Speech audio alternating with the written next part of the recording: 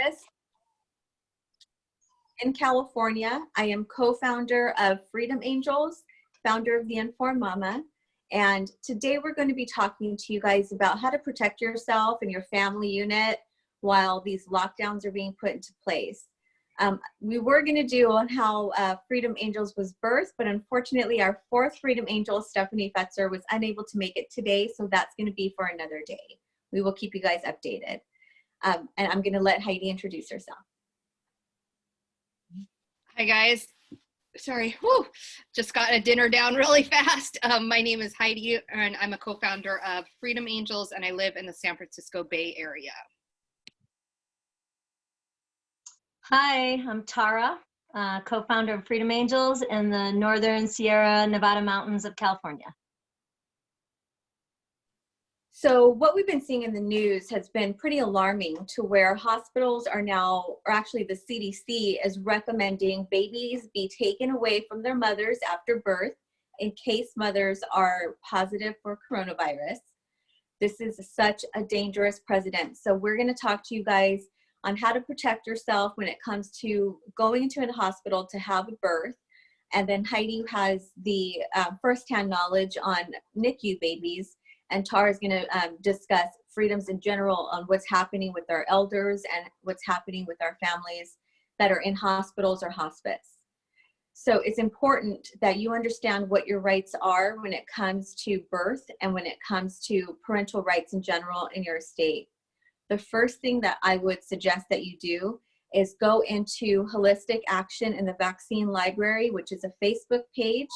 And the founder is Denise Young, who has a great tab of files that shows you birth plans. So how to and what to reject if you are researching vitamin K, hepatitis B, or the eye ointment that's being given to children within the first hours of life.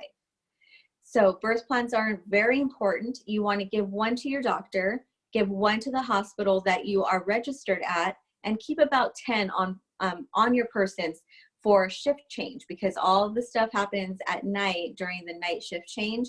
So you want to make sure each medical professional has your birth plan and they know exactly what you're opting out of.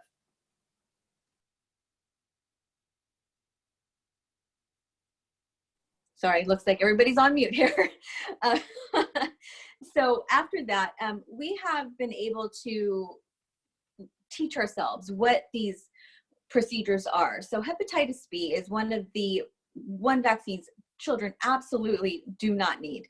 That is given on the first day of life.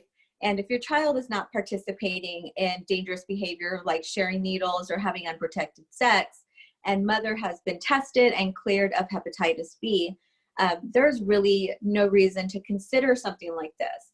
So you can also go to the FDA website and to vaccine.guide to pull up an insert for the hepatitis B vaccine. Is there anything that you guys want to add when it comes to Hep B? Absolutely reject Hep B, without a doubt, unless the mother is Hep B positive, and then you have a different decision to make. But other than that, there is no reason at all that it's straight up toxic Hep B vaccine, which is unnecessary, should be given within hours or the first days of life. It's just not, it's not necessary, and it's not smart medicine. It's straight up not. You know, I wish they would actually support science when it comes to newborn babies, especially babies who, like Heidi's going to talk about, NICU babies. We always hear parents reaching out to us, talking to us about they have a baby who's in NICU and they're refusing vitamin K. They are not made aware that there is oral vitamin K that can be given to these babies. But what's happening is these hospitals immediately contact social services. So they're already coercing you into a medical procedure without actually giving you all the information that you need. So Heidi has had tons of experience with NICU babies, and she was the one who was leading on helping a mother out in Sacramento and getting the information to her. So Heidi, if you want to take that part. Well, first I was going to say, it's a recent change now that Hep B is becoming a standard practice in NICUs. It didn't used to be. That's only been in the last year or two, which is absolutely despicable. I was fortunate enough when I was in the NICU, I had a baby that was 3 months early. That was not standard procedure back then to give the Hep B on day one of life. So thankfully we avoided the day one issue. But yes, vitamin K gets brought up immediately. It depends on the severity of your case. You know, everyone is different in how severe the medical needs are. Again, my son was born 3 months early and he did have severe brain bleeds. He was put on a ventilator, you know, so those are things that you're going to have to weigh out together with your partner and with advocates and your medical provider. But yes, you always want to ask for multiple options. Like, it's not a cut and dry, like this is the one and only way of proceeding with dealing with these brain bleeds. So yes, I would always recommend pushing hard for the liquid vitamin K. And a lot of times the NICUs are going to say they don't have it, so you may have to provide it yourself. If you are providing it for yourself, it does need to be in a sealed bottle. They will not take anything that is not sealed because they're liable for it at that point. So that is something that we worked through with a family in Sacramento recently. Thankfully, that baby was not as severely premature as my son was, so there wasn't a brain bleed issue. They were not going to be circumcising. That's another reason why they push so hard for the vitamin K if you're circumcising. If you have a girl, there's no reason to. So you're out easy on that if you have a girl. If you have a boy, I understand there's that decision that you have to make. But if you're not circumcising, then again, and if there truly are no brain bleeds happening, then yeah, absolutely not. It's pointless. The other thing that's interesting about when you're in the NICU is the doctors will come to you, and the entire time they will tell you about how, because your baby was born so early, we're going to go on adjusted age. So even though, you know, my son was born 3 months early, his life until he's 3, basically, it's going to be an adjusted age, meaning 3 years old. But the fascinating thing happens when that baby turns 8 weeks old in the NICU, regardless of their gestational age. They bring the forms for you to sign for the normal 8-week shots, like the full course, the full tray. It's literally insanity that they do that, and that parents feel that they have no other option because they are literally told, you are going to kill your baby if you don't give the baby all of these right now. And that whole adjusted age thing, it goes out the window. That's what doesn't make sense. It's just like, you know, you can talk about everything except vaccines. So it's the same thing in the NICU. It's adjusted age except vaccines. Then it's chronological age. And that logic doesn't make any sense whatsoever. Tara, did you want to add some to that? I mean, you heard me earlier. I just have a lot of anger around this issue for birth and first day birth, and you know, the early years of an infant, and a mother and father's life with their newborn. And it's so difficult because there is pressure in varying degrees in varying states and varying counties even, in varying hospitals. So it's, I mean, as Heidi and Denise, you speak on this topic a lot, and you know so well how important it is to have advocates with you, or to be connected with them, but also to have family members and friends that you've brought into your loop, so you're creating a circle of advocates around you, much as you would for, you know, have a doula there for support and guidance, and you know, someone to speak for you while you're in your process of birth. It's so important to have people in your family or friends that can be there, and resources to connect to outside of the hospital to support you in this, in case you get pushed back on it, on vitamin K or Hep B in the hospital. And there's so many links. I think we can provide some really good links at the end, because this is really something that's like, should be a whole day seminar on these issues. Heidi, do you want to talk about oral vitamin K a little, how it's something that, you know, you go home and you take it like as a dosage through, you know, at home, or do you want to talk a little about, oh, how about the corona? Let's talk about the new changes due to coronavirus. Yeah, so because of that, we're hearing and seeing more and more that they are not allowing, extra people into the NICUs. It was only 2 people at a time. My internet connection is unstable. Can you guys hear me all right? That's bizarre. Can you guys hear me all right? Okay, that's so weird. You broke up a little, but I did hear. Okay.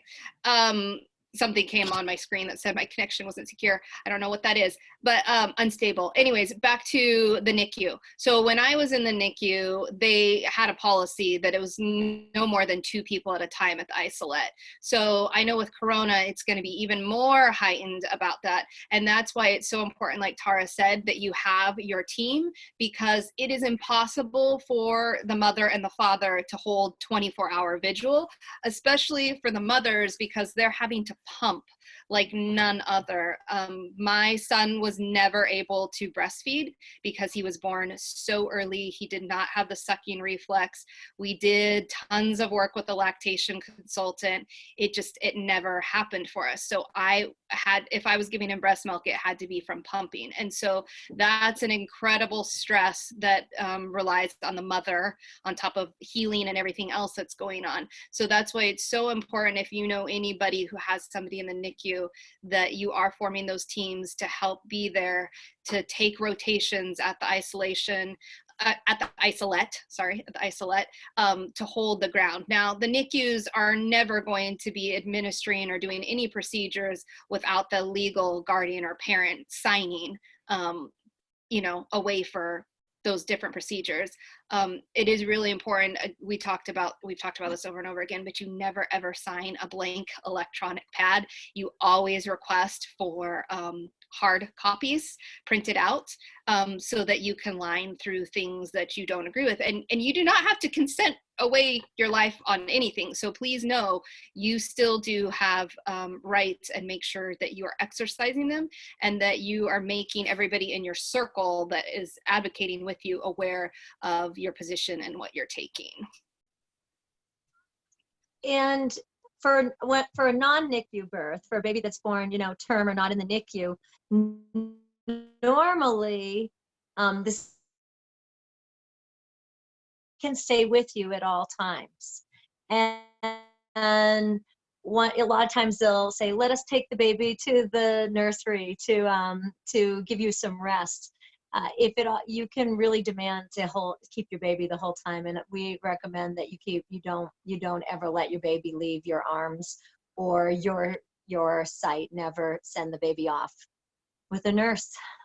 Yeah, and God bless when them. We're talking about advocates, and we're talking about having those layers of protection for the mom. What we've done and what we're able to do as Freedom Angels, because we have, so Heidi's amazing when it comes to reaching out to people and getting phone numbers. These are things that you should be doing, getting each other's phone numbers. So when you do need that layer of protection, you have advocates that'll show up. And what we've been able to do is other parents reach out to us and ask us, can you send an advocate to my hospital? Can you come with me during a birth? And we can do that now. We have the opportunity to do that, but this is what all communities should be doing. Right now with this coronavirus, they are separating families immediately. They are separating babies. And we have, in the United States, this motto is no family should be separated. So why are they taking our brand new babies and making us trust them with the most precious thing that we have, which is our babies? So do your due diligence, get a team behind you, make sure your partner is really comfortable with their position in protecting you during labor and after labor. When I had my son, I was treated horribly. The doctor told me I was going to kill my baby. And this is immediately after birth. So my hormones are all over the place, and I'm already feeling inadequate, because they're telling me that what I'm seeking to do with my son is going to kill him, and I'm being irresponsible. And then in the same breath, that on-call pediatrician told me that I should circumcise my son, and as long as I do it before his shift is over, he'll only charge me $200 as long as it's in cash. So yeah, so these procedures, they're not based on science as far as a healthy child. It's like circumcision. You know, we now know it is really a procedure that is harmful to children. But why do the hospitals want it so much? Because it's sold to the beauty industry. So there's so many different layers of why they're forcing these vaccines, why they're forcing these medical procedures, like the eye ointment. The eye ointment is only for people who are positive for an STD. So why are we giving a child on the first day of life an antibiotic that is really going to damage their system, a system that isn't even fully developed? So when Heidi says, don't sign the electronic form, they're going to come in, you're going to register, or they're going to come into your room and they're going to give you this little block to sign your name. This is consent to treat. This is consent for billing. That consent says that you give consent for them to proceed with medical, any medical procedures that the doctor feels is necessary. Doctors feel that a hepatitis B vaccine is necessary. So even though you verbally say it, you absolutely need it documented. So you get that hard paper and you document it. No biologics, no biogenics without parental consent. Without that, they can treat your child however they feel is medically necessary, even if you verbally have said no. So these are some things you should know for, especially mothers going into these hospitals by themselves. You need to know what exactly you're signing and what you're giving permission for those doctors to do. Yeah, and I had a mother reach out to me just the other day or something. She has a scheduled C-section coming up, and prior to this corona outbreak, she had an appointment that she was going to go in and have all her paperwork, do all of her pre-admittance paperwork. And then at the last minute, they said, nope, you don't get to come in person. We're just going to email you everything, and you can sign it all electronically through email. And typically, I can't speak for all hospitals, but typically it's, an electronic form, and it has a little square where you click, this is my electronic signature, and I agree, and it's like, nope, that doesn't work. I told her, no, you asked for it in writing, like you want the whole thing written out, and then you can scan and send it back to them, or you can get it printed, and you have enough time to do the notary and the certified mail to send back to them. Either way, you want to show up the day of your procedure with your birth plan and all your hard copies of everything that you signed to show them again, because it depends on who's on duty and how they're going to treat you that day. But again, we're not going in a spirit of fear. When you're prepared ahead of time and you have your team of advocates, there's nothing to be afraid of. You're walking into that hospital empowered. It only becomes a problem when you don't plan ahead for certain road bumps that are likely to come up.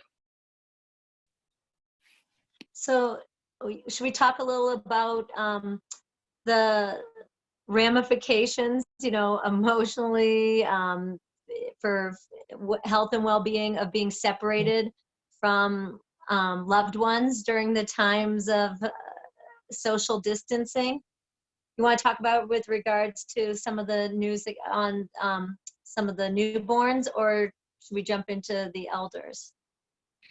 Yeah, well, I was somebody who had postpartum depression after my first baby, and that was my NICU baby too. It was severe postpartum depression, and I did take the drugs for it. I tried everything natural. It wasn't working for me. Also, back then, I did not know about encapsulating your placenta. Like there were lots of things I didn't know back then that obviously I would do different this time around. But postpartum depression it's real, and it happens for so many mothers. And part of it is the isolation. I think that's the other thing that society has really, really changed in the last couple weeks now with this whole social distancing. When I had my NICU baby, the doctors made it abundantly clear to me I had an immunocompromised child. He had severe medical issues because he was born so early. They told me that I should not take him out in public for at least 6 months. So I didn't walk around and tell everybody else, you need to vaccinate, you need to wear a mask, you need to do this, it's all on you. No, it was on me as the parent to be responsible for my immunocompromised child. And I did keep him at home, and it was exceedingly difficult because I was so isolated in that time and I couldn't have other people come over to me. And I'm sure that, well, I know it did. It swirled the postpartum depression even more. But I will say that's where we as a community need to rise up together. There was a family who for an entire year, groceries just showed up on our doorstep and meals just showed up on our doorstep. So those are the tangible ways that you can reach out also to families that are immunocompromised, whether it's a brand new baby or an elderly, family member, or, somebody who has cancer or whatever it is. Those tangible steps of groceries and food showing up at the door, ready-made meals, that's how we take care of each other. Isolating perfectly healthy people, that's a world flipped upside down. That's social engineering. That has nothing to do with health. Well, and this is where and I want to distancing is a new normal. Like, where is this going to end? Once it's the new normal, are people not going to be allowed to go inside these hospitals with their loved ones for fear that maybe there's going to be a virus one day that's going to, impact them? Now we're seeing elderly people in hospitals and their loved ones are talking to them through the window. My grandmother is older. Her family goes to see her every day. This is something all of her children do. They go to her house, they see her, they talk to her. And now she's completely isolated from everybody. My aunts go over there and have to talk to her through a window, and she's lonely. I mean, this is going to play such a huge role on their mental and emotional ability to heal. It's kind of scary how this could be the new normal. That's what they keep saying. This would be social distancing. But we got to push back against that. I'm sorry, but this is going to be completely politically incorrect. The shaming is what's been, making this into politically incorrect to say, but we've got way too much separation in our society already. And we are not we can handle hygienic practices to take care of our loved ones, to be near them. If your elder and loved one is in need of seeing you personally, I think if hygiene is carefully carried out and you don't go anywhere if you're sick, then you can take care of interacting and being in the presence of somebody and helping them with a chore they might need help with, or bringing them some stuff and just sitting near them and with them at home. Now, for the family, we have to categorically reject the idea that social distancing is the new normal and the way to handle viruses. That is not how humanity has done it for the entire existence of humanity, and it's taking us in a direction away from being more human, taking us into that crazy transhumanistic world that we're disconnected from each other, disconnected from the motivators that really matter, which is love and connection and care for each other, for the family units, for the human unit. And so I'm just going to say,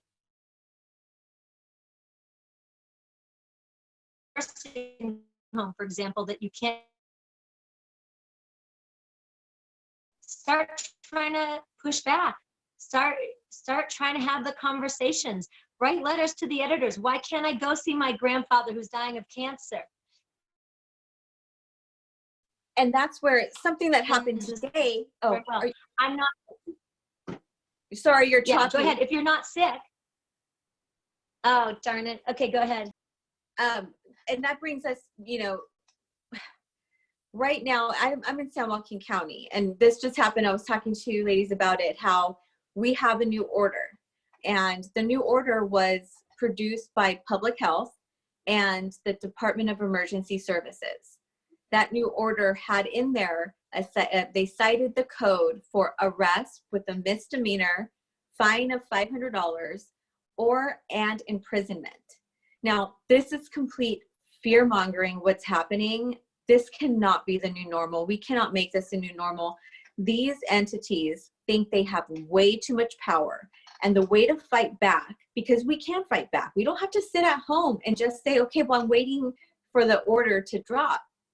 Contact your sheriff's office. And we said this before, and I did that today. When our order hit, I contacted my sheriff's office and I spoke with the lieutenant. And I said, I need to know how this is being enforced. How are you guys going to be stopping people, arresting them, and then giving them a misdemeanor? This is a violation of our Constitution.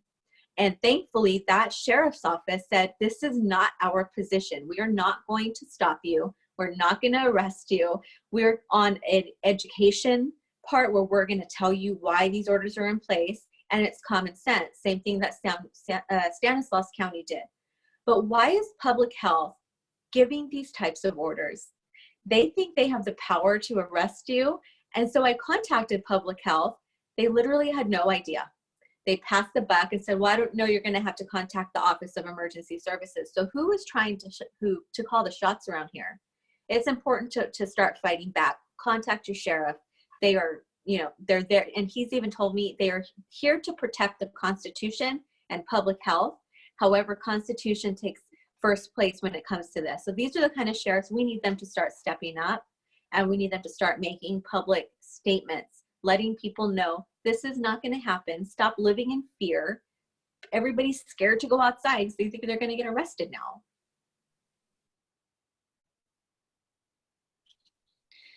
Yep, exactly.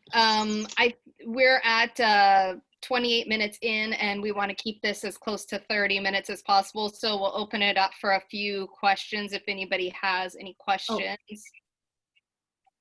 Before it was breaking up, I just want to say one more thing on that, what Denise said. It's so important because it's these public health officers, state and local, that are basically in charge of these decisions now, and the Office of Emergency Services. So it really shows you how important it is who are in these roles and to fight back against this, because these are human beings too. You get to know them and also push back and let them know we're not going to take this. And who's also perpetuating this information? Mainstream media, putting out those orders on behalf of them. We all know that they work in tandem. Here, let me put out the orders and let's see how much we can push and get away with. It's horrible. Well, just and then they didn't want to air Trump's speech today because censorship. They're trying to control the media and they're trying to control what you hear. But they were going to talk about how these numbers were way over projected, and it's not the kind of numbers that 2.2 million that we're going to see. It is 20,000 is now the projected number. So Tara spoke about this yesterday, how this was the model to shut down the entire world. So it's time to, I know a lot of people were really scared and sitting back and saying, let's just see how this is going to play out. But now it's getting way overboard with, if these are the numbers that we're seeing, why on earth is a sheriff's office not going along with arrest and misdemeanors? There's something there, and we need to start asking the questions. Start calling your public health officer, start calling your sheriff's department, call your local PD, and find out, is everybody on the same page? Because they're playing with our lives right now, and they do. And what data are you using to justify these actions? What data are you using to just justify taking of these liberties and following these, taking these positions? Because I guarantee you, they're not going to show you data that makes this make sense. And right. And the other thing is we know what's also coming right now. It's the big battle is on between, we can do this all. We can get back to the work. We can we can come up with therapeutics to heal people. We can keep infection rates down by general hygiene, and we can get back to work. The other side is saying, well, they're saying they want the lockdown as long as possible and rush for, a vaccine, but they're also coming up with some new messaging now too of oh yeah, maybe we can get you back to work slowly if we do mass testing and use technology to identify who's already been infected and who's got titers so that they're safe to go back to work. And if you're infected, don't worry, we can use technology to track down every other person that you've been in contact with, and everyone can go into a strict 2-week quarantine until you're cleared to go back to work. I mean, if that future reality, that is something to fight against to the end. That is not the reality that any of us want. Do not accept that at any level in any way. We cannot. We have to fight that one to the end. And that's the narrative that we're going to start hearing. We've already been hearing it and seeing it in a few spots. Here it comes.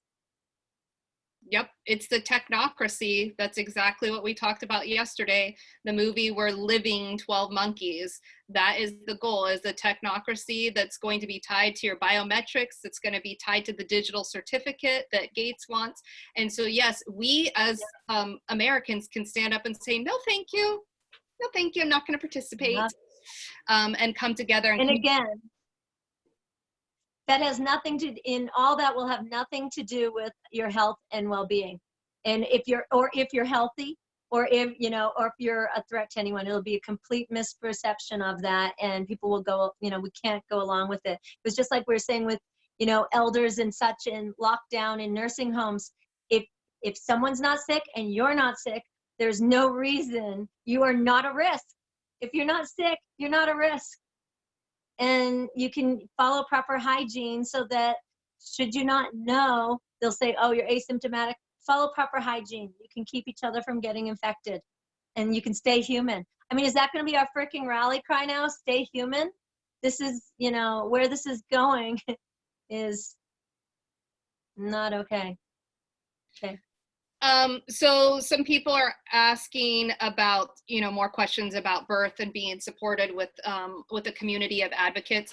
And I would say that for right now, the best thing to do is to email us, freedomangels@protonmail.com. Make sure in the subject you're saying birth, and put the state that you are in the subject title, so that we can sort through them. This weekend, that's my goal, to go through the massive amounts of emails that we have. It's a lot to keep up with, but we want to get information out to you guys. We don't have an email service yet at all. That is something that we'll be looking into, but for right now, it's literally person to person, one email back and forth. And we are working on a website too, but obviously everything takes time and resources and money. And so for now, we're using Facebook and Instagram. We know that at any point they're going to pull the plug on us. I mean, every day now, this is our 5th day of doing the live at 5s, our numbers keep dropping, meaning that they are censoring us like none other. The videos are just disappearing. As soon as I hit end on this meeting, like I can't even find it again on my own phone. Like it's just gone. I know Denise did one this morning on Instagram, gone. She can't even find it.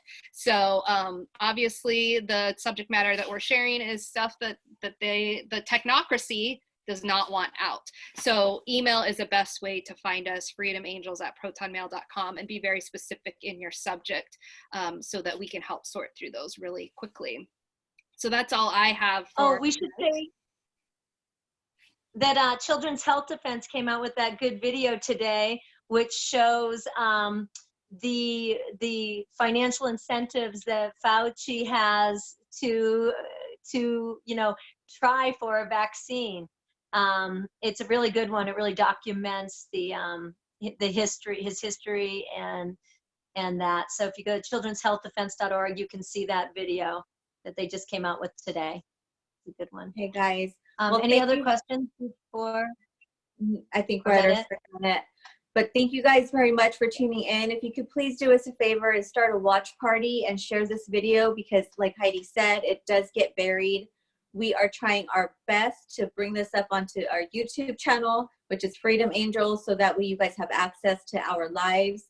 But we're here to give you the information that's happening on mainstream and off mainstream, but also solutions on how you can protect your family and the best things that you can do to kind of fly under the radar if you're too scared to go into a hospital alone.